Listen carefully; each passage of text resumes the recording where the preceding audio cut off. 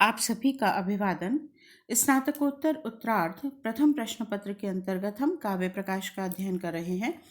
3 उल्लास का अध्ययन समाप्त हो चुका और अब चतुर्थ उल्लास का अध्ययन चल रहा है।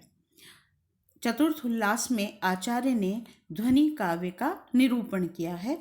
यह हमने पिछले व्याख्यान में पढ़ा। वहाँ उन्होंने ध्वनि काव्य 2 आधार पर विभक्त करते हुए एक लक्षणामूलक ध्वनि काव्य और दूसरा अभिधामूलक ध्वनि काव्य बताया। पिछले व्याख्यान में हमने लक्षणामूलक ध्वनि काव्य पढ़ा, जहाँ लक्ष्यार्थ के साथ व्यंग्यार्थ उपस्थित होता है और उसे आचार्य मम्मट ने अविवक्षित वाच्य ध्वनि काव्य कहा। जहाँ पर वाच्यार्थ अविवक्षित होता है, अर्थात अन्वय के अयोग्य होता है, तात्पर्य ग्रहण करने में क्लिष्ट होता है या उसका तात्पर्य ग्रहण नहीं होता है, तो वहाँ पर विवक्षित न होने के कारण वाच्यार्थ या तो अन्य अर्थ में संक्रमित हो जाता है अथवा स्वार्थ का पूर्णतः परित्याग करते हुए वह अत्यंत तिरस्कृत हो जाता है। तो इस आधार पर अविवक्षित वाच्य ध्वनि के 2 भेद आचार्य ने किए थे, अर्थांतर संक्रमित वाच्य ध्वनि और अत्यंत तिरस्कृत वाच्य ध्वनि। वे दोनों लक्षणामूलक ध्वनि काव्य के भेद हुए। अब आज के व्याख्यान में हम अभिधामूलक ध्वनि काव्य का अध्ययन करेंगे। क्या कहते हैं आचार्य? विवक्षितम च अन्य परम वाच्यम यत्र अपरस्तु सह। यत्र जहाँ पर, अर्थात अभिधामूलक ध्वनि काव्य में या जिस ध्वनि में वाच्यम वाच्यार्थ विवक्षितम विवक्षित होता है, च और अन्य परम अन्य परक होता है, अर्थात अन्य निष्ठ होता है, सह तु अपरः वह अपर काव्य भेद है, वह विवक्षित अन्य परवाच्य ध्वनि काव्य भेद है अथवा अभिधामूलक ध्वनि काव्य भेद है। पुनः देखिए, यत्र जहाँ वाच्यम वाच्यार्थ विवक्षितम विवक्षित होता हुआ भी अपने स्वरूप से अन्वय योग्य होता हुआ भी, विवक्षित का क्या तात्पर्य है? विवक्षा श्रोता ने वही ग्रहण किया जो वक्ता ने कहा, तो दोनों की बुद्धि के साम्य से जब तात्पर्य का पूर्णतः ग्रहण हो गया, वह होती है विवक्षा। तो यहाँ वाच्यार्थ विवक्षित होता है, अर्थात अपने स्वरूप से अन्वय के योग्य होता है। तथापि च फिर भी अन्य परम अन्य परक होता है, अर्थात व्यंग्यार्थ निष्ठ होता है, व्यंग्यार्थ परक होता है, सह तु अपरः तो वह दूसरा काव्य भेद होता है। और इस काव्य भेद का नाम आचार्य ने दिया है विवक्षित अन्य पर वाच्य ध्वनि काव्य, जिसे हम अभिधामूलक ध्वनि काव्य भी कहते हैं। ठीक है। वृत्ति में यहाँ आचार्य ने अन्य परम पद को स्पष्ट किया है। अन्य परम का तात्पर्य है व्यंग्य निष्ठम। अन्य परक होता है, वाच्यार्थ भी सुसंगत होता है, किंतु फिर भी वह अन्य परक होता है, अर्थात वह व्यंग्यार्थ निष्ठ भी होता है, वह व्यंग्यार्थ निष्ठ होता है, अपने अर्थ से सुसंगत होता हुआ भी। ठीक है। एष च, और अब आगे कहते हैं एष च और यह को अपि लक्ष्य क्रम व्यंग्यो लक्ष्य व्यंग्य क्रमः परः। और यह कैसा होता है? को अपि कभी तो, एक तो, अलक्ष्य क्रम व्यंग्यो अलक्ष्य क्रम व्यंग्य होता है और लक्ष्य व्यंग्य क्रमः परः, और कभी दूसरा अर्थात लक्ष्य व्यंग्य क्रम होता है। ये 2 पद हैं। इन दोनों पदों का अर्थ आप समझ लीजिए। अलक्ष्य क्रम व्यंग्य, क्रम होता है व्यंग्य के अनुभूत होने का एक क्रम है। जब वह क्रम अलक्षित रहता है, शीघ्रता से संपन्न होता है, अर्थात अनिर्वचनीय होता है, उसकी अनुभूति अकस्मात होती है, तीव्र वेग के साथ होती है, अर्थात वहाँ पर वो जो उसके अंगभूत तत्व हैं उनका क्रम होने पर भी दिखाई नहीं देता, वह अलक्ष्य व्यंग्य क्रम कहलाता है। और वहीं जब वह हमें क्रमशः अनुभूत होता है तो वह लक्ष्य क्रम व्यंग्य काव्य कहलाता है। ठीक है। अब अभिधा मूलक ध्वनि काव्य का दूसरा नाम हो गया विवक्षित च अन्य परवाच्य ध्वनि काव्य। जैसे अविवक्षित वाच्य ध्वनि और लक्षणामूलक ध्वनि, ये दोनों एक ही काव्य के दो नाम हैं। ऐसे ही अभिधामूलक ध्वनि काव्य और उसी का अपर नाम हो गया विवक्षित च अन्य पर वाच्य ध्वनि काव्य। स्पष्ट है। लक्षणामूलक अभिधामूलक, लक्षणामूलक का अपर नाम अविवक्षित वाच्य ध्वनि काव्य और अभिधामूलक का विवक्षित च अन्य पर वाच्य ध्वनि काव्य। नाम से भी आप इन्हें स्पष्ट समझ सकते हैं। लक्षणामूलक है अविवक्षित वाच्य ध्वनि काव्य, जहाँ पर वाच्य अविवक्षित है वह अविवक्षित वाच्य ध्वनि काव्य। और अभिधामूलक ध्वनि काव्य है विवक्षित च अन्य परवाच्य काव्य। विवक्षित तो है वाच्यार्थ किंतु अन्य परक है, व्यंग्यार्थ निष्ठ है, ऐसा विवक्षित च अन्य परवाच्य काव्य अथवा अभिधामूलक ध्वनि काव्य।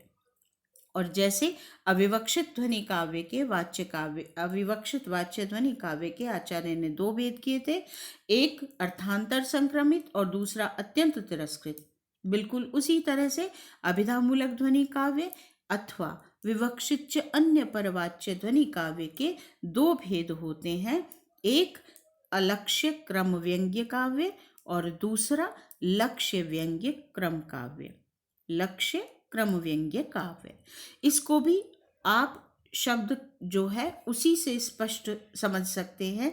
जहाँ क्रम अलक्षित होता है, दिखाई नहीं देता, अनुभूत नहीं होता, वहाँ अलक्ष्य क्रम व्यंग्य काव्य, जिसे पूरा नाम दिया गया है असंलक्ष्य व्यंग्य क्रम काव्य। और दूसरा जहाँ पर क्रम दिखाई दे वह लक्ष्य व्यंग्य क्रम काव्य अर्थात संलक्ष्य व्यंग्य क्रम काव्य, ऐसा नाम आचार्य के द्वारा दिया गया। तो अभिधामूलक ध्वनि काव्य का दूसरा नाम हुआ विवक्षित च अन्य परवाच्य ध्वनि काव्य और उसके दो भेद किए, एक असंलक्ष्य व्यंग्य क्रम काव्य और दूसरा संलक्ष्य व्यंग्य क्रम काव्य। ठीक है। अब वृत्ति में इसको स्पष्ट करते हैं। अलक्ष्येति, अलक्ष्येति, अलक्ष्य का क्या तात्पर्य है? न खलु विभाव अनुभाव व्यभिचारिणः एव रसः। न खलु विभाव अनुभाव व्यभिचारिणः एव रसः। अलक्ष्य इति, अलक्ष्य इसे क्यों कहा गया है उसका स्पष्टीकरण देते हैं।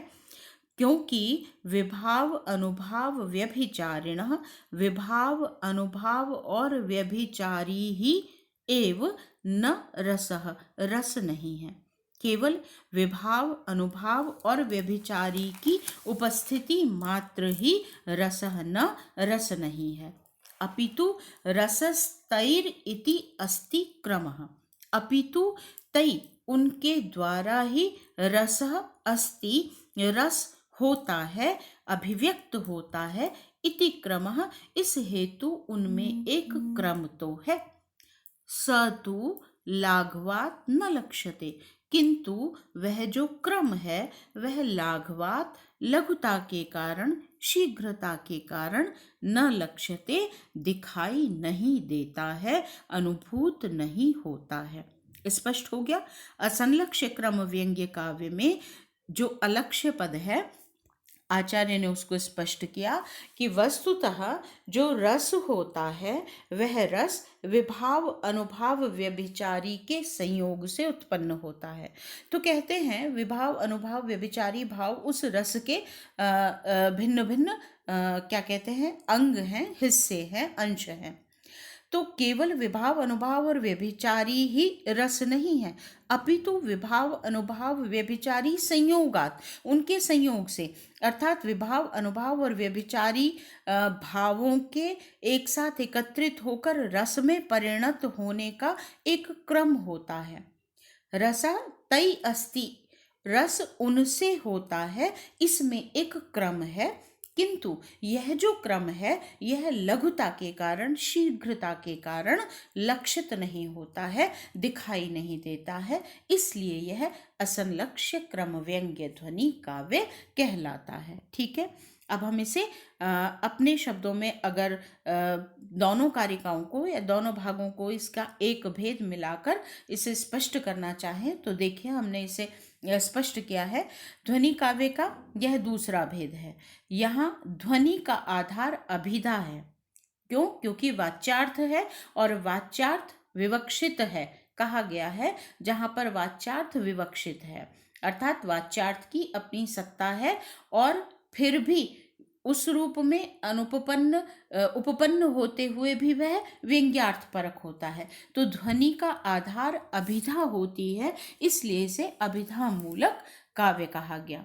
तो अभिधा मूलक व्यंग्य की प्रधानता होने के कारण यहाँ अभिधा मूलक ध्वनि काव्य हमने इसे कहा। दूसरा बिंदु, यहाँ वाच्यार्थ विवक्षित होता है अर्थात प्रकरण आदि के अनुसार अन्वय योग्य होता है, यानी हम तात्पर्य के रूप में उसे ग्रहण कर पाते हैं, वह तात्पर्य का विषय बनता है। वाच्यार्थ पूरी तरह से समाप्त नहीं होता जैसे लक्षणा में हो जाता है। लक्षणा में तो वाच्यार्थ का बाध ही हो जाता है, लेकिन यहाँ पर वाच्यार्थ विवक्षित होता है अर्थात प्रकरण के अनुसार अन्वय के योग्य होता है, तात्पर्य का विषय बनता है। किंतु वाच्यार्थ रमणीय अर्थ का बोध कराने के लिए अर्थात रस का बोध कराने के लिए, व्यंग्य का या ध्वनि का बोध कराने के लिए स्वयं को गौण कर देता है और अन्य परक हो जाता है अर्थात व्यंग्यार्थ निष्ठ हो जाता है। अतः यह विवक्षित अन्य पर वाच्य ध्वनि काव्य कहलाता है। स्पष्ट है। अभिधा मूलक क्यों कहा? क्योंकि अभिधा के माध्यम से व्यंग्य की प्रधानता होती है, इसलिए अभिधा मूलक ध्वनि काव्य है। और विवक्षित अन्य पर वाच्य ध्वनि काव्य क्यों है? क्योंकि वाच्यार्थ विवक्षित तो होता है किंतु वह व्यंग्यार्थ परक होता है, व्यंग्यार्थ निष्ठ होता है, इसलिए विवक्षित अन्य पर वाच्य ध्वनि काव्य इसका अपर नाम हो जाता है। इसके दो भेद किए, एक असंलक्ष्य क्रम व्यंग्य ध्वनि और दूसरा संलक्ष्य क्रम व्यंग्य ध्वनि। असंलक्ष्य क्रम व्यंग्य ध्वनि वहां होती है जहां रसादि व्यंग्य और विभाव अनुभाव आदि व्यंजक होते हैं। विभाव अनुभाव व्यभिचारी रस के व्यंजक हैं और जो रस है वह व्यंग्य है। तो विभाव आदि की पूर्व उपस्थिति से व्यंजक व्यंग्य का पौर्वापर्य क्रम तो रहता है। स्पष्ट समझिएगा इसे कि विभाव अनुभाव व्यभिचारी पहले होते हैं और उनके एकत्रीकरण से स्थायी भाव के साथ संयोग होकर रस की अनुभूति होती है। तो रस की अनुभूति से पूर्व विभाव आदि उपस्थित होते हैं और उनका एक क्रम होता है। पहले विभाव होगा, फिर अनुभाव होगा, फिर व्यभिचारी का उसमें सहयोग मिलेगा। तो एक निश्चित क्रम होता है जिसे हमने पौर्वापर्य क्रम कहा। तो इन व्यंग्य व्यंजक का अर्थात पहले व्यंजक विभावादि होते हैं और तब व्यंग्य रस होता है। तो इनका एक क्रम होता है किंतु वह अनुभव का विषय नहीं बनता, अनुभूति का विषय नहीं बनता। अर्थात उस क्रम का अनुभव नहीं होता कि ये विभाव आया, अब ये अनुभाव आया और अब हम व्यभिचारी भाव को अनुभव कर रहे हैं और फिर हम रस को अनुभव करेंगे, ऐसा नहीं होता है। वहां पर विभाव अनुभाव व्यभिचारी उनकी शीघ्रता से उपस्थिति अनुभूति होती है और उसके साथ ही रस की भी अनुभूति हो जाती है। तो वस्तुतः क्रम होने पर भी क्रम दिखाई नहीं देता है और वाच्यार्थ सीधा व्यंग्यार्थनिष्ठ होकर ध्वनि को उपस्थित कर देता है अर्थात रस को उपस्थित कर देता है। ठीक है, तो वह अनुभव का विषय नहीं बनता, इसलिए उसे हमने असंलक्ष्य क्रम व्यंग्य कहा। अलक्ष्य अज्ञेयः क्रमः पौर्वापर्यम यस्य तद अलक्ष्य क्रमम और तादृशम व्यंग्यम यस्मिन् सह असंलक्ष्य क्रम व्यंग्य ध्वनि काव्यम। दूसरा भेद इसका क्या? संलक्ष्य क्रम व्यंग्य ध्वनि। ये भेद कहाँ पर होगा? जहाँ व्यंजक और व्यंग्य का क्रम हमें स्पष्टतः परिलक्षित होगा। अर्थात ये विभाव है, अनुभाव है, व्यभिचारी है और ये फिर रस को अभिव्यक्त कर रहे हैं। तो वहाँ व्यंग्य और व्यंजक उन दोनों, व्यंजक पहले होगा, व्यंग्य बाद में होगा, तो व्यंजक की अनुभूति भी होगी और फिर व्यंग्य की अनुभूति भी होगी। उनके क्रम को हम स्पष्टतः अनुभव कर पाएंगे, इसलिए वह संलक्ष्य क्रम व्यंग्य ध्वनि काव्य कहलाएगा। आचार्य मम्मट इस विभाजन में ध्वनिकार अर्थात आनंदवर्धनाचार्य का अनुसरण करते हैं। स्पष्ट हो गया आपको। अभिधामूलक ध्वनि काव्य, उसका अपर नाम विवक्षित च अन्य परवाच्य ध्वनि काव्य, फिर उसके दो भेद, असंलक्ष्य क्रम व्यंग्य जहाँ व्यंजक और व्यंग्य में क्रम होने पर भी अनुभूत नहीं होता वह असंलक्ष्य क्रम व्यंग्य, और जहाँ व्यंजक और व्यंग्य अपने क्रम के साथ अनुभूति का विषय बनते हैं वह संलक्ष्य क्रम व्यंग्य ध्वनि काव्य। ये दोनों भेद हो गए अभिधामूलक ध्वनि काव्य अथवा अविवक्षित अन्य परवाच्य ध्वनि काव्य के। ठीक है, अब आगे देखिए तत्र, वहां पर रस भाव तदाभास भाव शांत्यादिर अक्रमः भिन्नो रसाद्य अलंकाराद अलंकार्यतया स्थितः। ठीक है, रस भाव तदाभास भाव शांत्यादिर अक्रमः, क्या कहते हैं? रस भाव, रस श्रृंगार आदि रस, भाव रति आदि स्थायी भाव, तदाभास तद उन रस का और भाव का आभास अर्थात रसाभास और भावाभास, फिर भाव शांत्यादि भाव शांति इत्यादि व्यभिचारी भावों की शांति इत्यादि, अक्रमः अक्रम होते हैं, अलक्ष्य क्रम होते हैं, और अलंकार्यतया अलंकार्य अर्थात प्रधान होने के कारण रसाद्य अलंकारात भिन्न स्थितः, रसादि अलंकार जो हैं अर्थात रसवत प्रेयस्वत आदि जो अलंकार हैं उनसे भिन्न स्थितः भिन्न होते हैं। रस भाव तदाभासा, रस का आभास और भाव का आभास, तो रस भाव रसाभास और भावाभास, फिर भाव शांति आदि भाव शांति इत्यादि, अक्रमः अलक्ष्य क्रम होते हैं, इनका क्रम दिखाई नहीं देता, और ये अलंकार्यतया अलंकार्य अर्थात प्रधान होने के कारण रसाद्य अलंकारात रसवत आदि अलंकारों से भिन्नतया स्थितः भिन्न रूप में स्थित होते हैं, अर्थात रसवत आदि अलंकारों से भिन्न होते हैं। अब वृत्ति में आगे और बढ़ाते हुए आचार्य कहते हैं आदि ग्रहणात, कहाँ कहा? रस भाव तदाभास भाव शांत्यादि, तो जो वहाँ पर आदि पद है उस आदि ग्रहणात आदि पद के ग्रहण से भावोदय भाव संधि भाव शबलत्वानि, इन तीन को और जोड़ लीजिए, भावोदय भाव संधि और भाव शबलत्व, ये आदि पद के माध्यम से ग्रहण होंगे, अर्थात क्या क्या हो गए? रस भाव रसाभास भावाभास भाव शांति, और आदिपद से भावोदय भाव संधि और भाव शबलता। ठीक है, आगे कहते हैं प्रधानतया यत्र स्थितो, प्रधानतया प्रधान रूप से यत्र स्थितो रसादि तत्र अलंकार, रस जहाँ पर रसादि यत्र प्रधानतया स्थितः, रस आदि जहाँ पर प्रधान रूप से स्थित रहते हैं, तत्र अलंकार्य है वहाँ पर वे अलंकार्य होते हैं, यथा उदाहरिष्यते, जैसा हम आगे उदाहरण देंगे। अन्यत्र तु और अन्य स्थानों पर तो प्रधाने वाक्यार्थे यत्र अंगभूतो रसादिस्तत्र गुणीभूत व्यंग्ये रसवत प्रेयस ऊर्जस्वी समाहितादयो अलंकारः।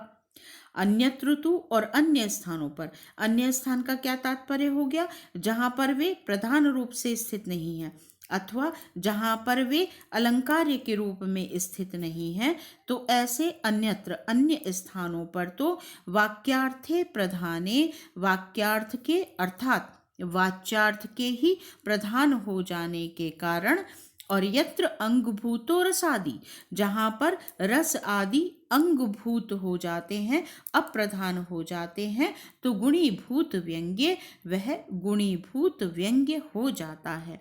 अर्थात व्यंग्यार्थ के गुणीभूत हो जाने पर रसवत, प्रेयस, ऊर्जस्वी, समाहित आदय अलंकारः, वहाँ पर वे रसवत, प्रेयस्वत, ऊर्जस्वी और समाहित आदि अलंकार हो जाते हैं। तेच गुणीभूत व्यंग्याभिधाने, और उनका हम गुणीभूत व्यंग्य का या गुणीभूत व्यंग्य काव्य का अभिधान करने के समय पर उदाहरिष्यन्ते, उदाहरण देंगे। ये कहाँ उन्होंने आख्यान किया है? 5वें उल्लास में, जहाँ वे गुणीभूत व्यंग्य काव्य की चर्चा करेंगे। अभी ध्वनि काव्य की चर्चा हो रही है, वहाँ पर गुणीभूत व्यंग्य काव्य की चर्चा होगी, तब वहाँ पर वे इसका उल्लेख करेंगे, इसका उदाहरण देंगे। किसका?